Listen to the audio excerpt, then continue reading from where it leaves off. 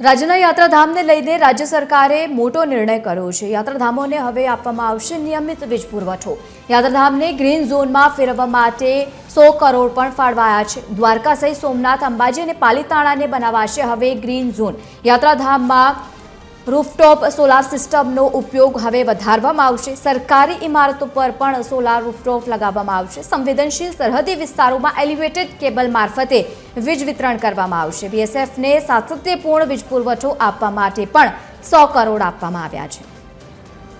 વધુ માહિતી સાથે એસોસિએટ એડિટર સોનલ અનરકટ જોડાયા છે। સોનલ, હવે આવનારા સમયમાં યાત્રાધામોને વીજ પુરવઠો કાયમી મળી રહે તે માટેના પ્રયત્નો કરાઈ રહ્યા છે।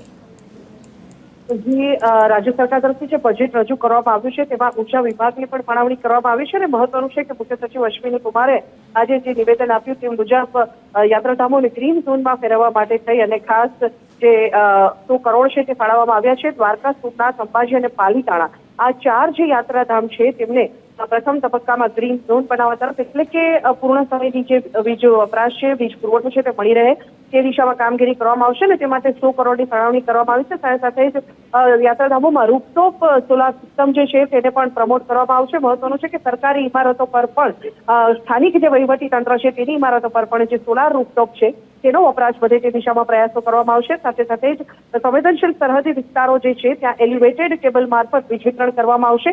ઓવરહેડ જે વીજ લાઇન છે તેના કારણે થઈ અને સમસ્યા સર્જાતી હોવાથી ખાસ કરીને કચ્છના વિસ્તાર કે જ્યાં બીએસએફનું પેટ્રોલિંગ સતત જરૂરી છે અને આવા વિસ્તારોમાં વાવાઝોડા સહિતના જે સમસ્યાઓ છે તેના કારણે જે ઓવરહેડ વીજ લાઇન છે તે વારંવાર તૂટી જવાની જે ઘટના છે તે સામે અંતર્ગત બીએસએફને સાતત્યપૂર્ણ જે વીજ પુરવઠો છે તે પૂરો પાડી શકાય તે માટે 100 કરોડની ફાળવણી કરવામાં આવી છે અને તે અંતર્ગત આગામી દિવસોમાં હવે જે એલિવેટેડ કેબલ છે તેના મારફત વીજ પુરવઠો કચ્છ સહિતના જે સરહદી વિસ્તારો છે તેને આપવામાં આવશે। જી બિલકુલ સોનલ, આભાર સમગ્ર માહિતી સાથે જોડાવા બદલ। તો આવનારા સમયમાં યાત્રાધામોને નિયમિત વીજ પુરવઠો મળી રહે તે માટેનું આભાર।